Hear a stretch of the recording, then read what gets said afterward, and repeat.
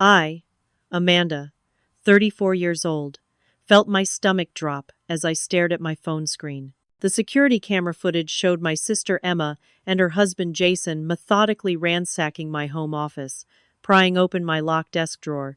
I had installed those cameras just before my business trip as a precaution. Never did I imagine I'd catch my own flesh and blood betraying my trust, photographing my financial documents, and pocketing my valuables. That moment changed everything, and what I did next would alter our family forever. Before I continue my story, let me know where you're watching from.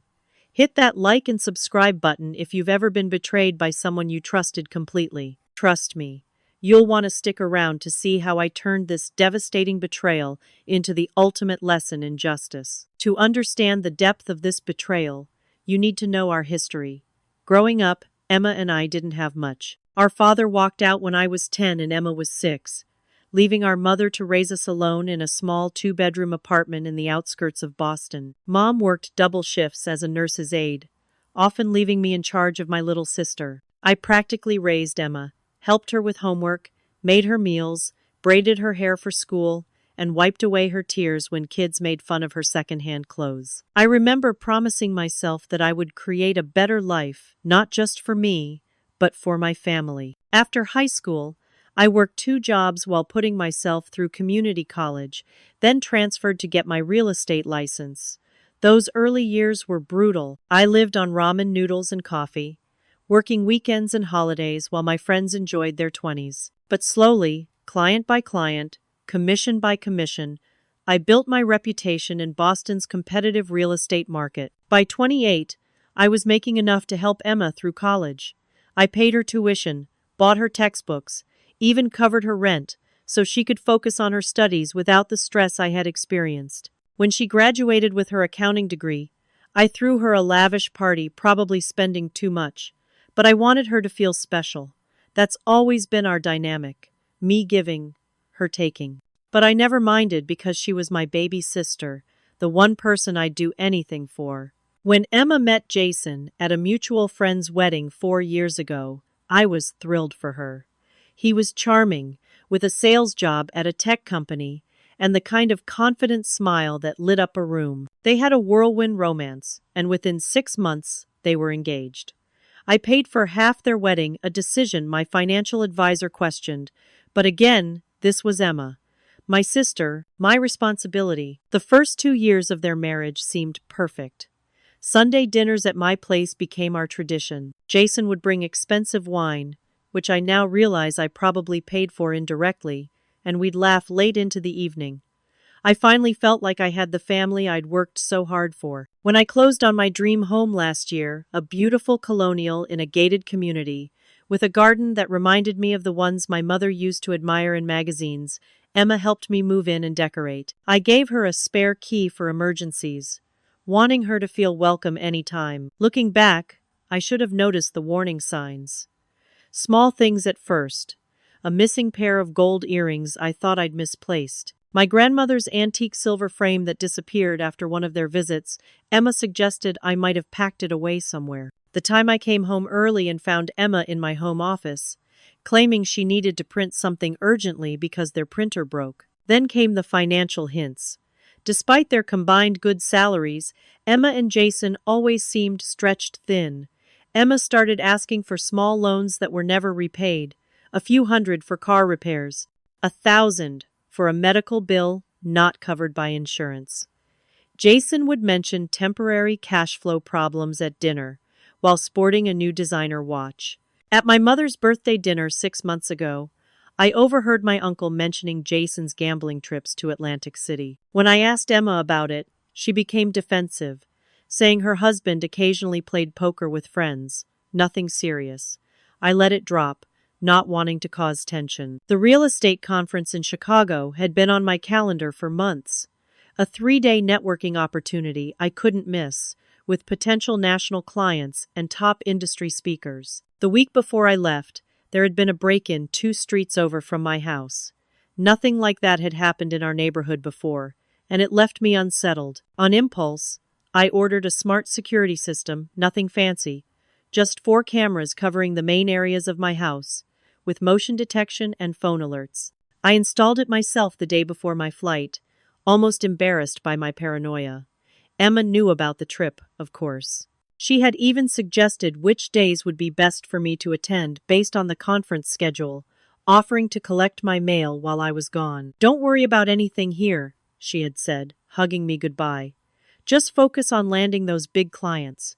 I've got everything covered at home." I remember smiling, feeling grateful for such a supportive sister.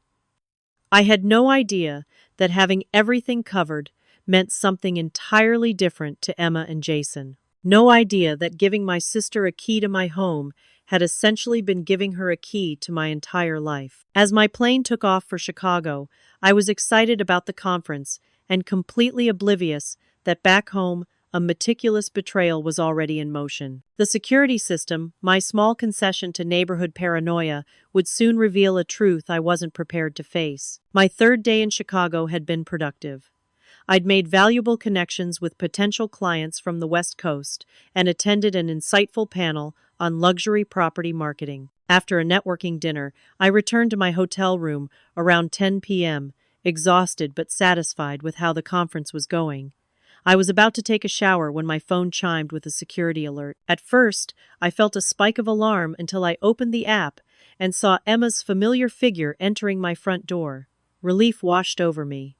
Of course, it was just my sister checking on things as promised. I almost closed the app when something about her behavior caught my attention. She wasn't moving like someone casually watering plants or collecting mail. Her movements were purposeful, furtive, and she wasn't alone. Jason followed close behind her, carrying what looked like a small duffel bag. They didn't turn on the main lights, instead using their phone flashlights to navigate. Why would they need flashlights if they were just checking on my house? I continued watching, a knot forming in my stomach. They headed straight for my home office. Not the kitchen where the plants needed watering. Not the entryway where mail would be collected. My office where I kept all my important documents, contracts, and financial information. I increased the volume, but the system only captured video, not audio. I watched in growing horror as Jason set down the duffel bag and unzipped it, revealing what looked like tools, screwdrivers, small pry bars, and gloves, which they both put on. This wasn't a casual visit. This was premeditated. Emma went directly to my filing cabinet, using a key I didn't even know she had. She began systematically removing folders, examining documents, and taking photos with her phone. Meanwhile, Jason approached my desk, focusing on the locked bottom drawer where I kept sensitive financial information, investment statements, property deeds, and my passport. My hands shook as I watched him insert a thin tool into the lock, working it with the precision of someone who had done this before. Within seconds, the drawer was open, and he was rifling through my private papers, occasionally showing something to Emma, who would photograph it. Their expressions were what haunted me most. No guilt, no hesitation, just focused determination as they violated my privacy. At one point, Jason said something that made Emma laugh, as they continued their search. The footage showed them moving from my office to my bedroom. I felt physically ill as they entered my walk-in closet where my safe was hidden behind hanging clothes. Somehow, they knew exactly where to look. The safe contained my most valuable jewelry, emergency cash, and family heirlooms, including my grandmother's wedding rings that I'd planned to wear on my own wedding day. Jason pulled out a paper from his pocket, what looked like safe instructions, or possibly a combination. After several attempts, the safe door swung open. The camera angle didn't show the contents clearly, but Jason's triumphant expression told me everything. He had found something valuable. They spent nearly 15 minutes emptying the safe, placing items into small pouches. My body felt cold, then hot. Betrayal has a physical sensation like being hollowed out from the inside. This wasn't just theft. This was calculated betrayal by the two people I trusted most after my mother. With trembling fingers, I called Emma's cell phone. She answered on the fourth ring, slightly breathless. "Hey, Amanda, how's the conference?" The casual normalcy in her voice made me even sicker. I forced myself to sound natural. "It's going really well. Just checking in, everything okay at home?" There was the briefest pause before she answered, All perfect here. I watered your plants yesterday, and everything's fine. You don't need to worry about a thing. A bold-faced lie while standing in my bedroom, pockets filled with my possessions. Great, I managed. Thanks for checking on things. That's what sisters are for, she replied, and I could almost hear the smile in her voice. When are you coming back again? Now I understood the question's true purpose, not concern, but planning. How much more time did they have to ransack my home? Sunday evening, I lied. Although my return flight was actually scheduled for Saturday. The closing sessions run all weekend. Perfect. I mean, that sounds productive, she quickly corrected. Well, don't work too hard. After hanging up, I immediately opened the security app again, checking previous days' footage that I hadn't reviewed. My heart sank further. This wasn't their first visit. They had been in my house each night since I'd left, each time spending hours going through my belongings, gradually removing items in a way that might not be immediately noticeable upon my return. The final breaking point came when I accessed the master bedroom footage from earlier that evening. After emptying the safe, Emma went to my jewelry box, removing pieces I'd worked years to afford my first luxury watch, diamond earrings from my 30th birthday, a sapphire necklace I'd bought to celebrate my first $1 million property sale. Items with both financial and emotional value. Something inside me snapped. I called the airline and booked the first available flight back to Boston, paying an exorbitant fee for the last-minute change. As I hastily packed my hotel room, memories flooded back Emma's 6th birthday, when I'd saved my allowance for months to buy her the doll she wanted. Teaching her to ride a bike, helping her prepare for her first job interview, the countless sacrifices I'd made to give her a better life. All those memories now tainted by images of her methodically betraying my trust, with no apparent remorse. During the midnight flight home, I alternated between tearful devastation and cold, calculated anger. By the time the plane landed at 6 a.m., one thought crystallized in my mind. This betrayal wouldn't go unanswered. I wouldn't just confront them, I would make sure they faced consequences for every violation of my trust. The Uber ride from the airport to my home felt like the longest journey of my life. I kept checking the security app, confirming what I already suspected: Emma and Jason had returned for a third night of pillaging while I was in transit. They had no idea I was now just minutes away. The Uber dropped me at the corner of my street rather than directly at my house, a last-minute decision that would prove crucial. I wanted the element of surprise. Dragging my suitcase, I approached my home from the side, noting Jason's black Audi parked 2 houses down, not in my driveway, another sign of their deception. My hands trembled slightly as I entered my door code rather than using my key, minimizing noise. The house was quiet, but I heard faint sounds from upstairs. My home felt different now.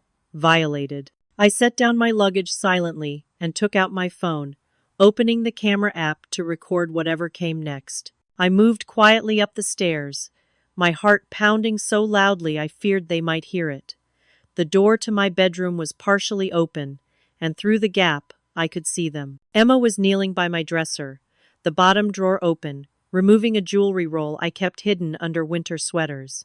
Jason was checking the pockets of clothes in my closet. I pushed the door fully open. Find anything good? The effect was electric. Emma screamed and dropped the jewelry roll. Jason spun around, instinctively hiding something behind his back. Their faces registered pure shock, then fear, then most tellingly calculation. I could practically see their minds racing for plausible explanations. Amanda. Emma's voice was high-pitched, unnatural. You're home early. We were just what? I asked, my voice steady despite the rage and hurt coursing through me. Just robbing me? Just betraying the person who's done everything for you? Jason recovered first, shifting quickly from surprised to aggressive. Don't be dramatic, Amanda. Emma was just borrowing some jewelry for an interview next week. She was going to ask you, but you've been so busy. Borrowing? I held up my phone, showing them the recording app running. Is that what you call breaking into my safe? Photographing my financial documents? Stealing my grandmother's rings? Emma's face crumpled, tears appearing on cue. I'd seen her cry countless times throughout our lives, had always been the one to comfort her. This time, I recognized the tears for what they were, a performance. "It's not what it looks like," she began. "Stop lying!" My shout startled all three of us. "I've seen the security footage. 3 nights, Emma. 3 nights of you two stealing from me while I was gone." Jason's demeanor changed instantly, his eyes hardening. "Security footage? You've been spying on us?" He took a step toward me, his posture suddenly threatening. "Stay back," I warned, backing into the hallway. "Everything is already backed up to the cloud. Police are on their way." This last part was a lie, but they didn't know that. Jason stopped, reassessing. "Look, Amanda, you're making this into something it's not. We're family. And frankly, after everything Emma's done for you over the years, a few items hardly seems everything she's done for Emmy." Incredulity made my voice rise. "I put her through college. I helped pay for your wedding. I've bailed you out every time you've asked." Emma's tears stopped abruptly, her expression shifting to something harder, almost resentful.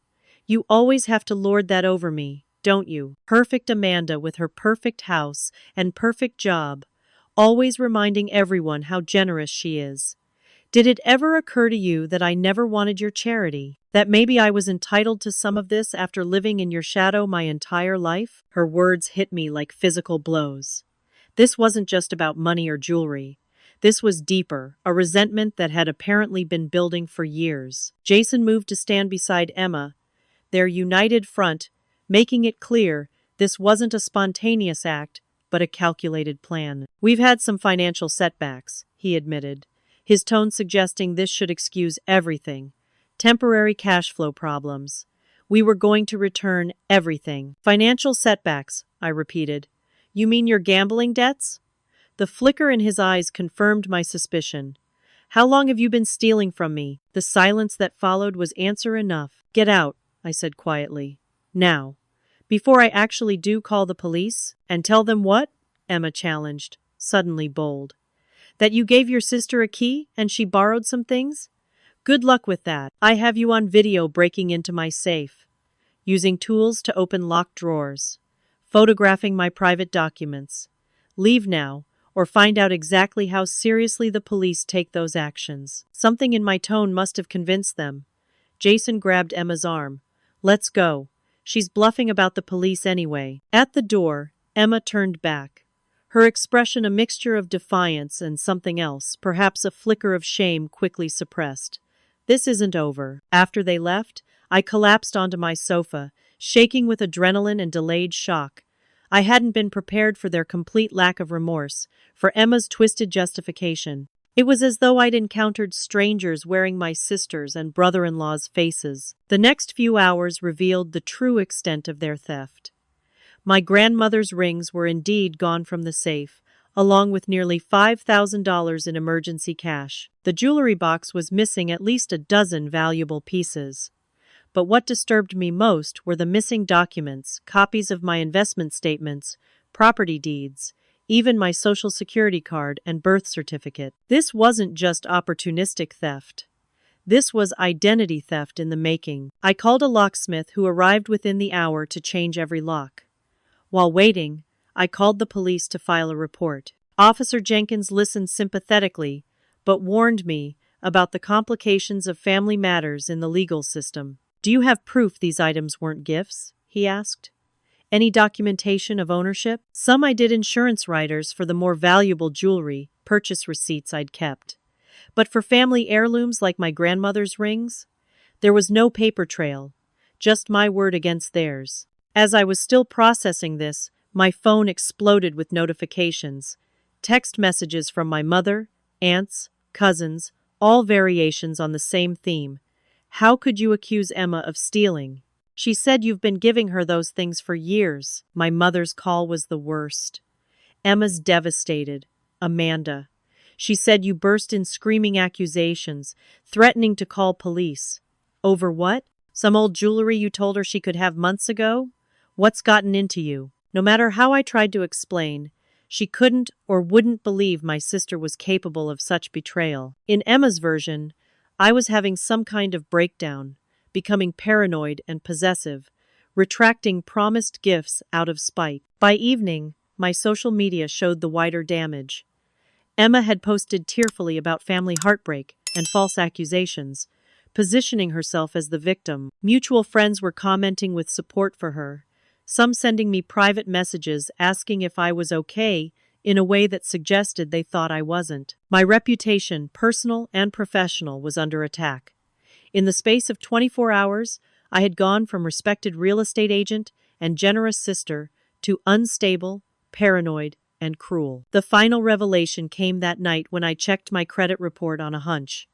There, they were multiple credit inquiries from lenders I'd never contacted, all within the past month. 2 loan applications, pending in my name for amounts that would cripple me financially if approved. This wasn't just about stealing physical items.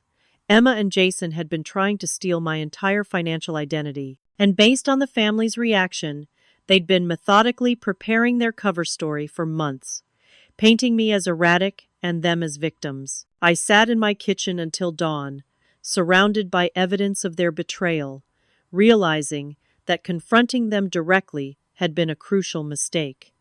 They were already countering with a narrative that was gaining traction. If I wanted justice, if I wanted to reclaim my life and reputation, I would need irrefutable proof and a better strategy than emotional confrontation. As the sun rose on my first day back home, I made 2 decisions that would change everything. I would hire a private investigator to uncover the full extent of their scheme, and I would never again underestimate what Emma and Jason were capable of. The sister I thought I knew was gone if she had ever existed at all. The private investigator's office was nothing like the film. Noir cliches, no Venetian blinds or smoky atmosphere, just a modern space in a downtown office building with ergonomic furniture and framed credentials on the walls. Diana Rogers, the PI I'd chosen after careful research, listened without interruption as I detailed everything that had happened, occasionally making notes on her tablet. "Family fraud is unfortunately common," she said when I finished, her matter-of-fact tone somehow reassuring after days of emotional chaos. "But this sounds more organized than typical familial opportunism. I'll need access to your financial records, security footage, and any communication between you and your sister." Over the next 2 weeks, Diana uncovered layers to Emma and Jason's betrayal that left me reeling. What had seemed like desperate theft driven by gambling debts was actually something far more calculated. "Your sister and brother-in-law are underwater financially, but not just from gambling," Diana explained during our 3rd meeting, spreading documents across her desk. "Jason has multiple maxed-out credit cards, 2 personal loans in collections, and a history of similar schemes." She showed me background check results, revealing Jason had been investigated twice before for suspected fraud, once involving an ex-girlfriend whose identity he had allegedly stolen, resulting in over $50,000 of debt in her name. Charges had been dropped when she refused to testify. "And Emma?" I asked, part of me still hoping my sister had been manipulated rather than complicit. Diana's expression told me everything before she spoke. "Emma is no victim here. Her fingerprints are all over this operation." The evidence was damning. Emma had opened a P.O. box 3 months earlier, where redirected mail in my name was being delivered. She had systematically gathered information for security question answers through seemingly casual conversations. Diana had found a notebook in Emma's desk at work, obtained through methods I chose not to question, containing lists of my accounts, passwords gleaned from watching me input them during family visits, and even practice attempts at forging my signature. Most disturbing was the timeline Diana reconstructed. The security camera installation had inadvertently interrupted a 6-month plan. They hadn't been desperately stealing due to sudden financial pressure. They had been methodically preparing to drain my accounts, take out loans in my name, and possibly even sell my house through fraudulent power of attorney documents, all timed to happen during my Chicago conference. The conference dates weren't coincidental, Diana explained. Based on email records, Emma specifically suggested those dates, knowing most banks and financial institutions have limited weekend hours for fraud investigations. They would have had at least 72 hours before you could effectively respond to any alerts. The security footage from my house, was just the visible portion of an iceberg of deception. Diana obtained additional footage from my neighbor's security system, showing unknown individuals later identified as associates of Jason with histories of fraud entering my house on days I was at work, presumably to help map the property and locate valuables. Your sister and her husband were essentially setting you up to take a financial fall that would have taken years to recover from, if ever, Diana concluded. The physical items were just opportunistic theft along the way. The real target was your entire financial identity and assets. As evidence mounted, my emotions cycled between horror, rage, and crushing grief. The sister I had protected and supported my entire life had been meticulously plotting my financial destruction. Every Sunday dinner, every casual visit, every seemingly innocent question about my schedule or investments, all had been reconnaissance for their scheme. The morning Diana showed me Emma's handwritten notes detailing how they planned to access my retirement accounts notes, including the phrase, "Amanda will never know until it's too late," I broke down completely. Diana, usually professional and somewhat detached, placed a box of tissues in front of me. "I've seen hundreds of fraud cases," she said quietly. "Family betrayals are always the worst because they exploit the trust that should be safest. Take your time. Then we'll discuss next steps." Those next steps led me to Thomas Whitaker, an attorney specializing in fraud and identity theft cases. His corner office overlooked the harbor, but I barely registered the view as he reviewed the evidence Diana had compiled. "You have enough here for criminal charges," he confirmed, looking up from the folder. "Identity theft, fraud, breaking and entering, theft of physical property. The documentation is excellent, but," I prompted, hearing the hesitation in his voice, "but you need to understand what you're getting into. Criminal proceedings against family members become public record. Your personal financial information will be part of court documents. The process will likely take months, possibly years. And family fraud cases have additional complications. Juries sometimes struggle with intent when family members have had legitimate access to homes and information." "They were going to destroy me," I said firmly. "They need to face consequences." Thomas nodded. "I agree. I'm just preparing you for the road ahead. This won't be quick or easy." He leaned forward. "There's also your professional reputation to consider. You're in real estate, a business built on trust and relationships. How are your clients responding to the current situation?" It was a question I'd been avoiding. Since Emma's social media campaign painting me as unstable, I'd noticed a cooling from some clients. 2 pending deals had mysteriously needed more time to consider options.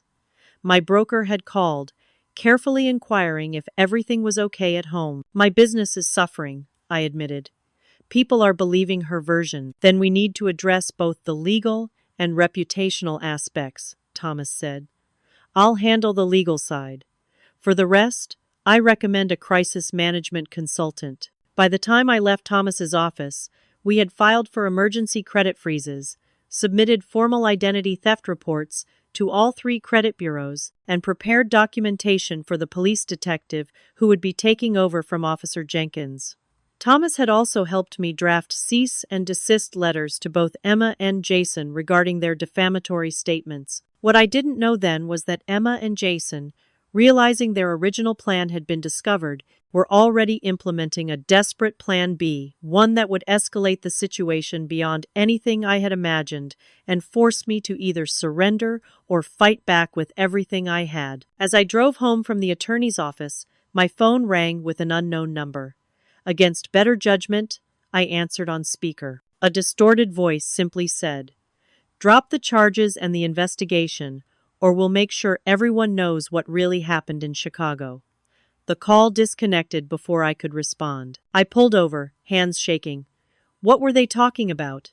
Nothing had happened in Chicago except a legitimate business conference. But the implication was clear: they were preparing to fabricate something to destroy my reputation entirely if I pursued legal action. This was no longer just about financial theft. This was psychological warfare against someone who had once believed family meant unconditional love and protection. That night, staring at the ceiling in my bedroom, a room that no longer felt safe or private, I realized I had two choices: back down and let them win, potentially leaving myself vulnerable to future attacks, or commit fully to exposing their actions, regardless of the personal cost. By morning, my decision was made. This had become about more than recovering stolen property or protecting my finances. This was about refusing to be a victim, especially to those who had weaponized my trust and love against me. The next phase would require every ounce of courage and strategic thinking I possessed. And for the first time since this nightmare began, I felt a flicker of something beyond anger and grief: determination. They had underestimated me once. They wouldn't have the chance to do so again. Detective Melissa Ortiz was different from Officer Jenkins in every way that mattered. Where he had been sympathetic but passive, she was focused and action-oriented, methodically reviewing the evidence Diana and I had compiled. "This is organized, premeditated fraud," she confirmed, closing my now substantial case file. "We have enough for search warrants for their electronic devices and financial records." The formal interview at the police station lasted over 4 hours. My statement documented in exhaustive detail. I provided access to all security footage, financial records, and the evidence Diana had gathered. By the end, Detective Ortiz was confident. "We'll be bringing them in for questioning," she assured me. "With what you've provided, we have grounds for multiple charges." I left the station feeling more hopeful than I had in weeks. Finally, the legal system was taking this seriously. That hope was short-lived. The next morning, my mother appeared at my door unannounced, her face tight with anger and disappointment. Without waiting for an invitation, she pushed past me into the living room. "Police? Criminal charges? Against your own sister?" Her voice trembled with emotion. "Have you completely lost your mind, Amanda?" "Mom, you don't understand what I understand is that Emma is devastated. She's been crying for days, saying you've become paranoid, accusing her of ridiculous things. She showed me the jewelry you gave her, gifts you're now claiming she stole." It was my first real glimpse of how thoroughly Emma had prepared her counter-narrative. She had apparently been gifting herself my possessions for months, creating a paper trail of text messages thanking me for my generosity that I had never bothered to question or correct. "Mom, I never gave her those things. I have video of them breaking into my safe, stealing cash, taking documents. She said you've been editing security videos to make her look bad. Emma told me you've been acting strange for months, mood swings, paranoia, even memory problems where you'd give her something and then forget about it later." The calculated cruelty of Emma's strategy left me speechless. She wasn't just stealing my possessions. She was systematically undermining my credibility and mental stability in the eyes of everyone who knew us. My mother continued, "The whole family is worried about you. First these wild accusations, now police? Emma said Jason had to talk you down when you threatened them with a knife." "What? That never happened." I was shouting now, which only seemed to confirm her concerns about my stability. "See? This is exactly what Emma described these angry outbursts. Amanda, you need help, not lawyers. Drop this vendetta before you destroy our family completely." After she left, promising to pray for my mental healing, I called Thomas in a panic. His calm response helped me regain perspective. "This is actually a predictable counter-strategy," he explained. "They're attacking your credibility to create reasonable doubt. It's unpleasant, but also suggests they're worried about the evidence against them." The first court hearing for the restraining order I'd filed against both Emma and Jason revealed just how effective their campaign had been. Emma arrived with not just her attorney, but also our mother, 2 aunts, and several cousins, a united family front that conspicuously excluded me. Emma played her role perfectly: the wounded, concerned sister, tearfully testifying about my increasingly erratic behavior and paranoid accusations. She claimed the items in question had been gifts, that their presence in my home had been at my invitation to help organize my finances, and that my breakdown had been building for months. Her attorney presented text messages showing my apparent generosity, emails where I had supposedly given permission for them to use my home while I was away, and statements from family members describing my concerning personality changes. Most damaging was a letter from a psychiatrist who, without ever meeting me, offered an opinion that my behavior matched patterns consistent with certain mental health conditions that can include paranoia and false beliefs about loved ones. The judge, clearly sympathetic to Emma's performance, questioned the validity of my evidence. Security footage can be misleading without context, he noted. And these documents you claim were stolen, your sister was an accountant helping manage your finances, correct? Could this not be a misunderstanding about scope and permission? Despite Thomas's best arguments and the detective's testimony about evidence of fraud, the judge denied the permanent restraining order, instead issuing a limited, temporary mutual no-contact order while the situation is clarified. Outside the courtroom, Jason had the audacity to approach Thomas and me. "This can all go away," he said quietly. "Drop the criminal complaints, admit you've been confused about what happened, and we'll help you get the treatment you need." Thomas physically stepped between us. "My client has nothing to say to you. Any communication needs to go through counsel." Back at my home, which no longer felt like a sanctuary, I faced the harsh reality of my situation. My professional reputation was suffering as rumors spread. 3 clients had politely transferred their business to other agents.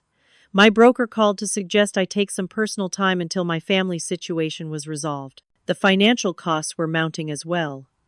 Diana's investigation, Thomas's legal fees, the crisis management consultant, all necessary, all expensive. If this dragged on much longer, I would face financial strain on top of everything else. That night, I received an anonymous email with the subject line, "What really happened?" The attached document was a fabricated story about inappropriate behavior at the Chicago conference, complete with photoshopped images, placing me in compromising situations with clients. The message was simple: ready to go public unless charges are dropped by Friday. For a moment, a long, dark moment, I considered giving up. The pain of fighting seemed worse than the pain of surrender. Let them take what they wanted. Let them win. At least then the nightmare might end. I poured a glass of wine with trembling hands and sat on my back porch, staring into the darkness. This house I had worked so hard for, this life I had built from nothing, was it worth the battle to save it when the cost was so high? My phone rang, displaying Detective Ortiz's number. "Miss Wilson? I thought you should know the search warrant for your sister and brother-in-law's devices was denied. The judge found insufficient probable cause given the family context and your sister's counterclaims." Another setback, another victory for them. I thanked her mechanically and hung up. The threatening calls continued that night, always from different numbers, always with the same message: drop everything or be destroyed. I stopped answering unknown numbers, but the voicemails piled up, each more menacing than the last. Sleep eluded me entirely. By morning, exhaustion and despair had reached a critical mass. I called Thomas, my voice hollow. "Maybe we should consider their offer," I said. "Say it was a misunderstanding. I can't keep doing this." His response was measured but firm. "Amanda, that's your decision to make. But before you do, I think there's someone you should meet. Can you come to my office at 2 today?" I agreed without much interest or hope. What difference would one more meeting make? Their systematic destruction of my life and reputation was proving more effective than any legal defense I could mount. What I didn't know then was that the meeting Thomas had arranged would completely change the trajectory of this nightmare and finally give me the weapon I needed to fight back effectively. The lowest moment often comes just before the turning point. As I drove to Thomas's office that afternoon, I had no way of knowing I was about to find not just an ally, but a blueprint for justice that would turn Emma and Jason's own tactics against them. I arrived at Thomas's office feeling defeated, expecting another legal strategy session that would ultimately prove futile against Emma and Jason's campaign. Instead, I found a striking woman with short auburn hair waiting with him. She stood as I entered, her expression a mixture of determination and understanding that immediately caught my attention. "Amanda, this is Rachel Winters," Thomas said. "Rachel, this is Amanda Wilson." "I know exactly what you're going through," Rachel said, extending her hand. because Jason did the same thing to me 3 years ago." Those words changed everything. For the first time since discovering Emma and Jason in my house, I felt a flicker of genuine hope. Here was someone who had experienced what I was experiencing, someone who had survived it. Over the next 2 hours, Rachel shared her story. She had dated Jason for 8 months before discovering he had been systematically stealing her identity, opening credit accounts in her name, and draining her savings. When confronted, he had deployed the exact same strategy, claiming she had mental health issues, turning friends against her, threatening her reputation. "The difference is, I didn't have security footage," Rachel explained. "It was my word against his, and he was very convincing. I eventually dropped the charges because I couldn't handle the emotional toll. That's my biggest regret." "How did you find her?" I asked Thomas. "Diana did," he replied. "When background checks revealed the previous fraud investigation involving Jason, she tracked down Rachel. And Rachel isn't alone." Rachel opened her laptop and showed me an online support group, women and a few men who had been victims of similar schemes by Jason or people connected to him. A pattern emerged. He would target financially stable individuals, often through relationships or family connections, then systematically exploit those connections for financial gain. When caught, he would deploy a consistent counter-strategy of discrediting his accusers. "We've been documenting his patterns for almost 2 years," Rachel explained. "But most victims eventually give up because fighting alone is too difficult. You're the first with substantial evidence, and you have something none of us had." "What's that?" I asked. "You have us," she said simply. 15 people ready to testify about identical patterns of behavior. 15 witnesses to establish that this isn't a misunderstanding or a mental health issue, it's a deliberate, repeated criminal strategy. Thomas interjected, "Pattern evidence can be powerful in fraud cases. One person claiming fraud might be questioned, but 15 people describing identical methods creates a compelling case." For the first time in weeks, I felt something other than despair, a growing sense of purpose and righteous anger. What do we need to do? What followed was the development of a comprehensive counter-strategy. With Rachel's group, Diana's investigation skills, and Thomas's legal expertise, we meticulously documented every aspect of Emma and Jason's scheme. First, we created a detailed timeline tracing their activities over the past year, identifying every instance where they had gathered information, taken items, or laid groundwork for their plan. The security footage was just the final piece of a puzzle that had been forming for months. Diana consulted with a digital forensics expert who enhanced the security footage, clearly showing Emma and Jason's actions in my home. The expert also recovered deleted text messages from a phone Emma had discarded, legally obtained from her trash during surveillance, revealing explicit discussions of their plans. Perhaps most damaging was the discovery of receipts from 3 different pawnshops where my jewelry had been sold. Receipts found in Emma's discarded purse, again legally obtained through surveillance of publicly discarded items. These provided irrefutable proof that the items hadn't been gifts, as she claimed. Meanwhile, Rachel coordinated with the other victims, preparing affidavits describing Jason's identical methods in previous schemes. The pattern was striking the same progression from trust building to information gathering to execution, followed by the same discrediting tactics when caught. As our evidence mounted, Thomas suggested a strategic shift. Rather than continuing to fight defensively against their narrative, we need to set a trap that provides incontrovertible evidence even a sympathetic judge can't dismiss. The plan was both simple and risky. I would appear to give up, to surrender. Through carefully monitored channels, I would let Emma and Jason believe their intimidation had worked, that I was dropping all charges and investigations. Simultaneously, I would create a false narrative about new, valuable assets, specifically a fabricated inheritance from a distant uncle, supposedly including valuable collectibles stored temporarily in my home before appraisal. This information would be leaked through family members we suspected were unwittingly passing information to Emma. Meanwhile, with court approval obtained by Thomas through a special motion based on the existing evidence, we installed a new, advanced security system with better audio capabilities and coverage of all entry points. Detective Ortiz arranged for police surveillance of my property during the critical period. The emotional cost of this strategy was significant.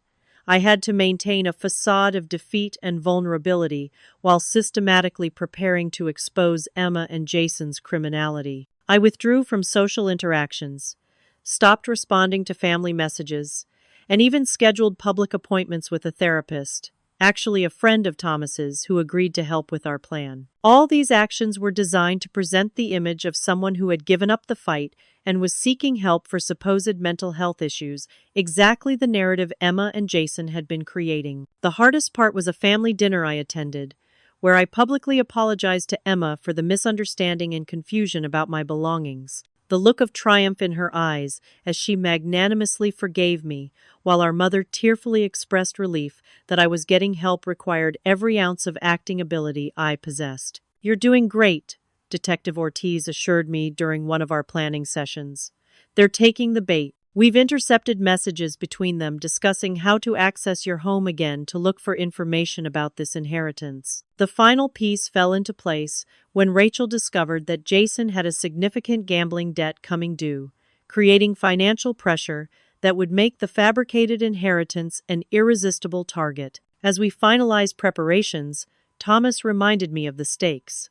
Once they make a move based on this information, she gave us permission, defense collapses completely. They'll have no explanation for entering your home while you're supposedly away, looking for items they shouldn't even know exist. The night before our trap was to be sprung, I sat alone in my home for the last time. Tomorrow, I would check into a hotel, ostensibly for a wellness retreat, creating the opportunity Emma and Jason wouldn't be able to resist. Diana called to confirm all systems were in place. "The cameras are active and monitored. Police are ready to respond. Are you sure you want to go through with this?" I thought about everything I had lost, not just possessions, but the sister I had loved and trusted my entire life. The family relationships damaged by her lies. The professional reputation I had built over years of hard work. "I've never been more certain of anything," I replied. "It's time they learned that betraying me was the worst mistake of their lives." As I packed for my fake retreat, a sense of calm determination replaced the hurt and anger that had consumed me for weeks. Tomorrow wouldn't just be about catching them in the act, it would be about reclaiming my life and reputation from those who had tried to destroy both. The stage was set. The trap was laid. All that remained was for Emma and Jason to make the choice. I was certain they would make the choice that would finally deliver the justice they deserved. The text from Detective Ortiz came at 2:17 p.m. "They took the bait. En route to your house now." I was sitting in a hotel room 10 minutes away, surrounded by Thomas, Diana, and Rachel, all watching the live security feed on a laptop. My heart pounded as we observed Emma's car parked 2 streets over their usual tactic to avoid obvious detection. Emma and Jason approached my house cautiously, glancing around before using their copy of my key, the one they had secretly made months ago. The audio picked up their conversation clearly as they entered. "Are you sure she's at that retreat thing?" Jason asked. "Positive. Mom dropped her off this morning. Said she's surrendering her phone for the whole weekend, some digital detox garbage. We have until Sunday night." They moved purposefully through the house, not bothering with flashlights this time, confident in my absence. They headed straight for my office, where we had planted the fabricated inheritance documents in a new hidden drawer that was actually designed to be found. "Jackpot," Jason murmured, as he discovered the paper's detailed descriptions of valuable coins, first-edition books, and antique jewelry supposedly being stored in a new safe installed in the guest room closet. All fictional, all created to lure them exactly where we needed them to be. They found the safe exactly where the documents indicated a real safe, though containing only tracking devices inside the few items it held. Jason worked on the combination while Emma kept lookout. When the safe opened, their excitement was palpable. "Holy shit," Jason breathed, lifting out a velvet pouch. "If these coins are real, we're looking at 6 figures easy." "What about the books?" Emma asked, peering over his shoulder. "In that banker's box on the top shelf," Grab it." As they examined their find, Detective Ortiz gave the signal. Within seconds, police officers entered through both the front and back doors, catching Emma and Jason literally red-handed with the tracking device-equipped items. "Police, don't move." The look of shock and betrayal on Emma's face as she realized what had happened was something I will never forget. As officers handcuffed them both, reading them their rights, Emma's eyes darted to the ceiling corner, where she finally noticed the camera. "You set us up!" she hissed, as if I could hear her through the feed. In a way, her accusation was the first honest thing she'd said in months. We arrived at the house 30 minutes later, after Emma and Jason had been transported to the police station. Detective Ortiz met us in the driveway. "Clean operation," she confirmed. "Breaking and entering, attempted theft, violation of the no-contact order, all on crystal-clear video and audio. Their lawyers will have a hard time explaining this one away." The evidence from this final trap, combined with the mountain of documentation we had assembled, created an overwhelming case.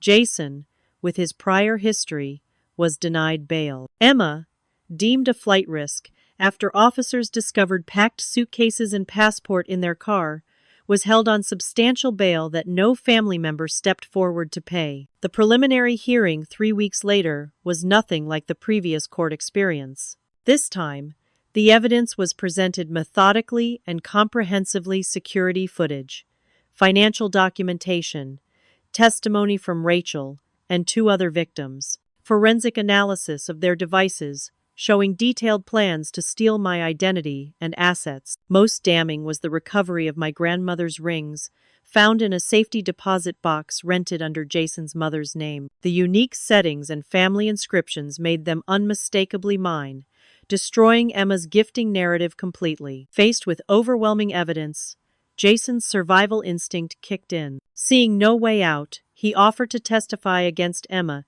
in exchange for reduced charges, revealing details of schemes dating back years, including Emma's full participation and often leadership in planning their crimes. "It was usually her idea," he told prosecutors in a recorded statement. "She knew all her sister's vulnerabilities, all the access points. I just had the connections to move the assets." Emma, confronting the dual betrayal of her husband and the collapse of her counter-narrative, finally broke down during questioning, admitting to the thefts, but insisting they had only taken what should have been hers anyway, after living in Amanda's shadow her entire life. The family members who had rallied around Emma were conspicuously absent as the evidence mounted. My mother, finally confronted with irrefutable proof of Emma's crimes, called me the night before the formal arraignment. "I don't understand," she said, her voice small and confused. "Why would she do this to you? After everything you've done for her?" "I've been asking myself the same question," I replied, feeling empty rather than vindicated. "I should have believed you," she continued, beginning to cry. "I'm so sorry, Amanda." That apology was the beginning of a long, difficult healing process for our family. Some relationships would never fully recover my aunt, and one cousin continued to insist I had somehow framed Emma, but most family members eventually reached out with apologies and attempts at reconciliation. The legal proceedings concluded with both Emma and Jason accepting plea deals rather than facing trial. Jason, with his prior history and additional charges related to other victims, received an 8-year sentence.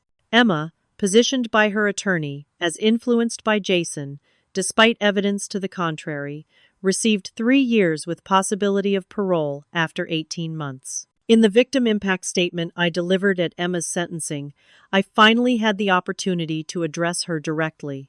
"The jewelry can be replaced. The money can be earned again. But the trust you destroyed, that was priceless. And it's gone forever. I don't hate you, Emma. I don't even fully understand you. What I do know is that while you'll serve your sentence and eventually be free, I'll be serving a different kind of sentence, living with the knowledge that the person I loved and trusted most was capable of calculating my destruction. That sentence has no fixed end date. In the aftermath, my life gradually rebuilt itself. The publicity from the case, while painful, eventually worked in my favor professionally. My brokerage, initially hesitant during the controversy, featured me in a campaign about perseverance and integrity. Former clients returned, often expressing embarrassment for having doubted me. Some of my grandmother's jewelry was recovered from pawn shops, though many pieces were gone forever. I used one recovered necklace to create a display in my office, a reminder of both what was lost and what endured. The support group Rachel had introduced me to became an important part of my healing process. Eventually, I became a resource for others experiencing similar betrayals, offering the guidance and validation I had initially struggled to find. Diana, Thomas, and Rachel remained in my life, transitioning from my legal team to what I came to call my chosen family relationships, built on proven loyalty rather than blood ties. As for my relationship with Emma, that remains the most complicated aspect of this experience.